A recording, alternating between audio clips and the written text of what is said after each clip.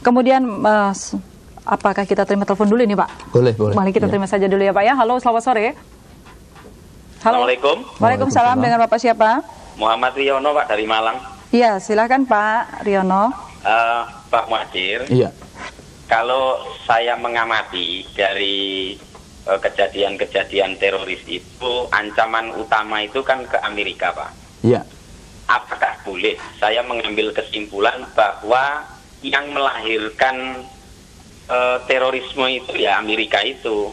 Kenapa Australia juga menjadi ancaman? Karena Australia itu juga ikut mendukung kegiatan Amerika menginvasi negara-negara yang lemah, yang menurut Pak Muhajir itu adalah ketidakseimbangan perang itu.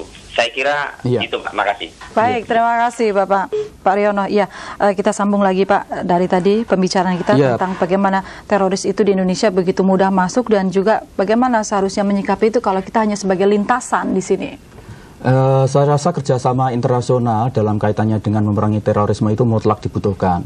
Tetapi juga seperti yang disampaikan oleh Pak Riono, saya walaupun tidak 100% setuju, tapi itu memang ada teori yang menyatakan begitu, bahwa ini sebetulnya akibat dari international conspiration, ada konspirasi internasional, yang kebijakan-kebijakan luar negeri negara yang berkonspirasi ini menciptakan ketidakadilan internasional, yang inilah yang kemudian menciptakan sentimen-sentimen anti terhadap negara-negara dominan itu.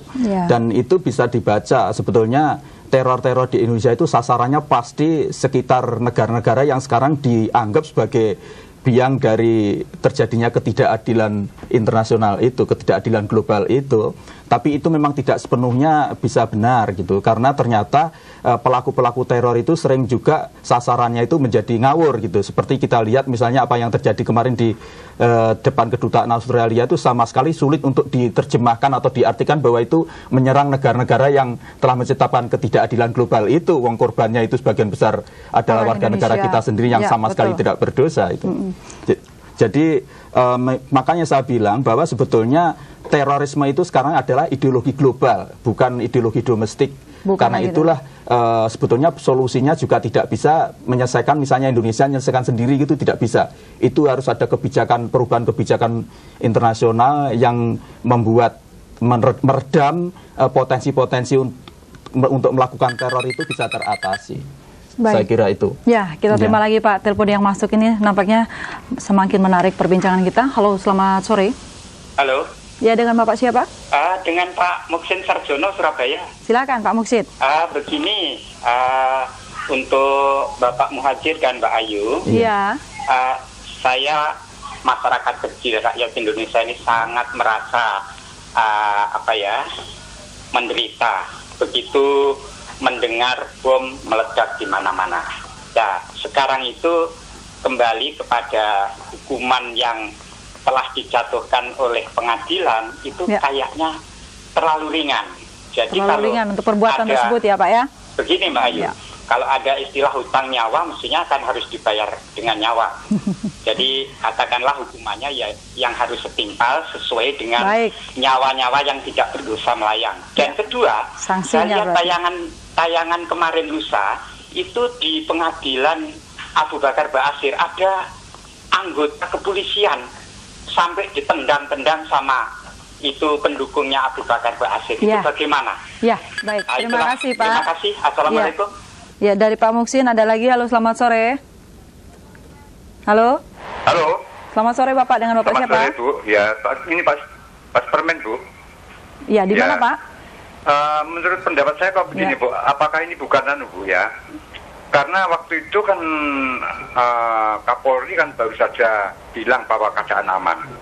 Baru berapa menit itu langsung bom itu meledak. Jadi apakah ini bukan karena ingin menjatuhkan citra Polri sebagai aparat ya Pak ya? Iya, begitu karena mengapa kok cepat baru saja ngomong loh? Kok tahu-tahu kok itu sudah terjadi. Baik, iya. Terima kasih Bapak. Itu mungkin antara TNI dan Polri itu saya kira ada masalah. Iya, terima kasih Bapak.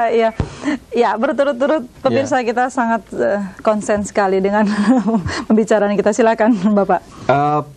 Pak Muhsin, jadi seperti yang tadi saya sebutkan, memang salah satu kelemahan kita untuk memerangi teror ini bukan hanya tergantung lemahnya aparat, lemahnya jaringan intelijen, tetapi juga payung hukum. Payung hukum kita itu masih lemah.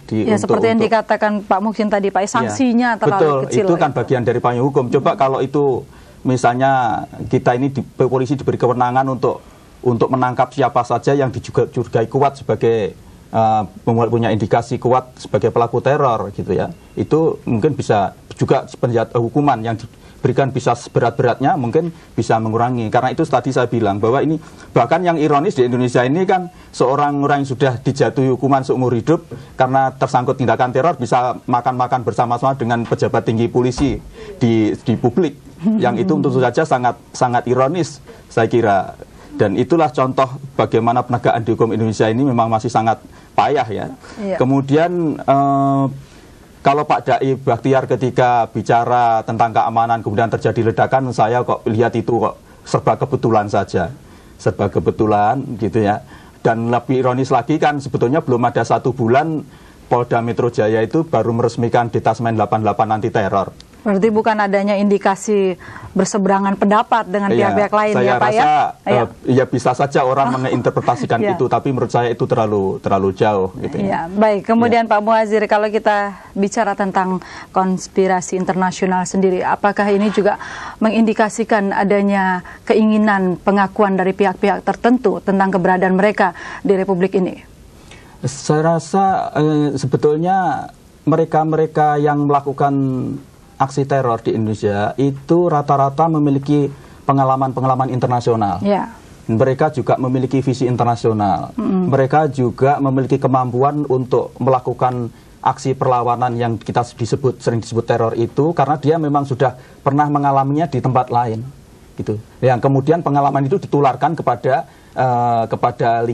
lingkaran-lingkarannya yang sangat eksklusif, dan sebetulnya lingkaran-lingkaran yang eksklusif yang selama ini menjadi potensi kontributor gerakan terorisme di Indonesia itu sudah bisa dideteksi, itu sudah bisa dilokalisir kira-kira di mana saja tempatnya. Jadi sebetulnya tidak terlalu besar sekali seperti yang dibayangkan orang luar negeri begitu, Indonesia jadi sarang teror begitu, tidak juga gitu. Iya, karena mungkin penyelesaiannya ya Pak ya saya belum kira tuntas. Iya. Baik, kita terima lagi telepon yang masuk. Bapak, halo, selamat sore. Halo. Halo, selamat sore. Iya, silakan Pak. Pak Ketut, Bu. Iya, silakan Pak Ketut. Pak Muhaji, yang saya tanyakan begini, sejauh manakah intelijen di Indonesia itu begitu mudah sekali dimasuki hal yang betul. Ketika zamannya Soeharto, intelijen itu dikatakan yang paling hebat. Apa bedanya dengan sekarang? Karena apa? Kalau itu karena hanya reformasi yang diucapkan Pak Muhaji tadi, apakah betul bahwa intelijen kita itu separah itu, Pak? Terima kasih. Terima kasih Pak Ketut. Bagaimana Pak? Jadi memang itu soal pilihan Pak ya. Jadi ketika pas daerah Orde Baru, intelijen kita itu sangat tangguh karena itu langsung di bawah kontrol bagian dari waktu itu dari Pangko Kamtib ya. Misalnya waktu itu ada Bakin, Badan Koordinasi Intelijen Nasional, dan masing-masing unit itu juga memiliki badan intelijen yang sangat tangguh dengan aparat yang sampai ke bawah. Nah, sekarang ini BIN itu membuat aparat di bawah aja masih jadi kontroversi. Jadi menurut saya memang itu harus jujur diakui bahwa itu sebagai dampak reformasi dan dampak dari upaya untuk menegakkan civil society, di mana aparat intelijen ini sering dicurigai sebagai alat untuk menekan, untuk menghancurkan tumbuhnya bibit-bibit civil society itu, masyarakat sipil itu. Umumnya keterkaitannya dengan intimidasi tadi ya Pak ya? Betul. Ya baik, kemudian Pak Muhadzir, kalau kondisi ini serba tidak jelas padahal Pilpres sudah 3 hari lagi gitu, katakan demikian Pak, harus bagaimanakah pemerintah menyikapi kondisi seperti ini? Saya rasa semuanya ya ditingkatkan kemampuannya, itu saja. Tetapi kok diharapkan ada perubahan-perubahan yang sophisticated begitu, yang drastis, yang dramatis sekali, bahwa kok tiba-tiba menjadi aman gitu.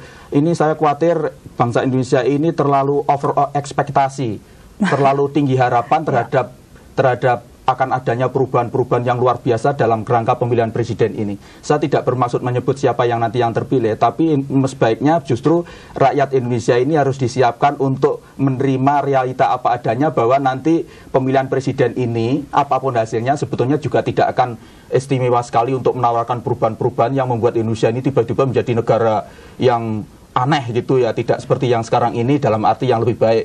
Ini justru yang saya khawatir, nanti kalau masyarakat ini diberi harapan-harapan yang terlalu besar dan kenyataannya tidak terjadi, itu akan bisa menciptakan tingkat kekecewaan umum yang luar biasa, yang itu justru tidak membuat Indonesia ini akan semakin lebih baik. Ya, realita itu yang harus kita akui, Pak ya, dan tidak mengakui bahwa Indonesia adalah negeri kita, walaupun banyak teror yang sedang dan harus diyakinkan bahwa inilah Indonesia dan ini perubahan pasti akan terjadi, tapi juga jangan diharap pasti akan sangat dramatis, tiba-tiba beras jadi murah, kemudian jalan-jalan jadi aman, tidak banyak mencopet misalnya. itu saya kira ya, ini yang penting justru masyarakat sekarang harus disadarkan bahwa realita Indonesia itu seperti sekarang ini, dan tenang sehingga, gitu ya, saja, Pak, dan saya yakin aman-aman saja. Kalau ada bom-bom itu sasarannya jelas kok, itu yaitu dalam kaitannya dengan Pak Indonesia Muhadzir, sebagai lintasan terorisme itu. Terima kasih Pak Muhadzir kehadiran di studio kami, dan saudara, terima kasih juga Anda sudah bergabung bersama kami di sesi dialog interaktif, dan sesaat lagi kita akan mengikuti berita-berita yang akan disampaikan Neneng Sriwahyadi.